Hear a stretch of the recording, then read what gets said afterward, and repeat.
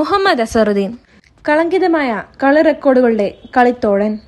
India Pak മത്സരം നടക്കുമ്പോൾ പാകിസ്ഥാൻ ജയിക്കാൻ പ്രാർത്ഥിച്ചിരുന്ന ഹൈദരാബാദി മുസ്ലിങ്ങളെ ഇന്ത്യ എന്റെ രാജ്യമാണെന്ന് ബാറ്റ് കൊണ്ടും നായക മികവ് കൊണ്ടും തെളിയിച്ച ഒരു ക്രിക്കറ്ററുണ്ടായിരുന്നു. മുഹമ്മദ് അസറുദ്ദീൻ എന്നായിരുന്നു അയാളുടെ നാമം.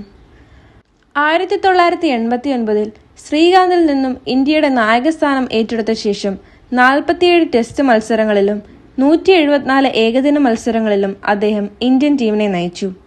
14 ടെസ്റ്റിലും 90 ഏകദിനങ്ങളിലും ഇന്ത്യയെ വിജയിപ്പിക്കാൻ ക്യാപ്റ്റൻ എന്ന നിലയിൽ അസറുദ്ദീനായി 2000-ൽ ഹാൻസി ക്രോണിയെ കരഞ്ഞുകൊണ്ട് നടത്തിയ വെളിപ്പെടുത്തലിൽ അസറുദ്ദീൻ എന്ന വിഗ്രഹം കടപുഴകി വീണു. തനിക്ക് ബുക്കികളെ പരിചയപ്പെടുത്തിയത് ഇന്ത്യൻ ക്യാപ്റ്റൻ മുഹമ്മദ് അസറുദ്ദീൻ ആണെന്ന ഹാൻസി ക്രോണിയയുടെ വെളിപ്പെടുത്തലിൽ ക്രിക്കറ്റ് കണ്ട എക്കാലത്തെയും വലിയ അഴിമതികളിലെ വമ്പൻ സ്രാവുകളിലൊന്നായി ആ പേരും ഉയർന്നു വന്നു. ICCയും BCCIയും അസറുദ്ദീനെ ആജീവനാന്തം വിലക്കേർപ്പെടുത്തി. 2009-ൽ അസറുദ്ദീൻ രാഷ്ട്രീയ തട്ടകത്തിലേക്ക് 2ാം അംഗത്തിനിറങ്ങി. 2009-ൽ കോൺഗ്രസ് പാർട്ടി ടിക്കറ്റിൽ MP ആയി.